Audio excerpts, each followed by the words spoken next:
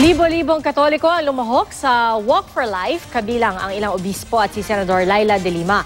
Layunin ng prayer rally na isulong ang pagpapahalaga sa buhay at labanan ang muling pagbuhay sa death penalty at extrajudicial killings sa bansa. Nakatutok si Rida Reyes. Sa mga bitbit nilang placard, malinaw ang mensahe ng libo-libong Katolikong sumali sa Walk for Life sa Quirino Grandstand, Maynila. Tuldukan ang mga pulisiyang wala raw pagpapahalaga sa buhay ng tao. Kabilang na ang planong pagbuhay sa death penalty at kampanya kontra droga na humantong daw sa extrajudicial killings. Ang lakas ng pagmamahalan ang siyang pipigil sa nakamamatay na karahasan. Lakas, hindi dahas.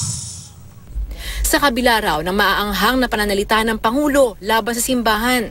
We are not hitting back on any person. We are defending the life of people. Kasi hindi naman yan ang paraan. We should not keep silent. No, whenever our values are being trampled upon. Ayon kay CBCP President Lingayen Dagupan Archbishop Socrates Villegas na dumalo rin sa aktibidad, hindi solusyon ang pagpatay para itama ang mali. Dumalo rin sa Senadora Laila De Lima.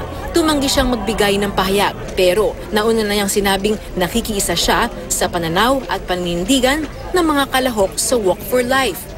Si Joy Mar na dating lulong sa droga, nakiisa rin sa pagtitipon para patunayang posible ang pagbabagong buhay. 13 years akong drug addict and now it's been 22 years na hindi na ako gumagamit ng drugs. Wala pang pahayag ang Malacanang kaugnay ng naturang pagtitipon. Rida Reyes, Nakatutok, 24 Oras.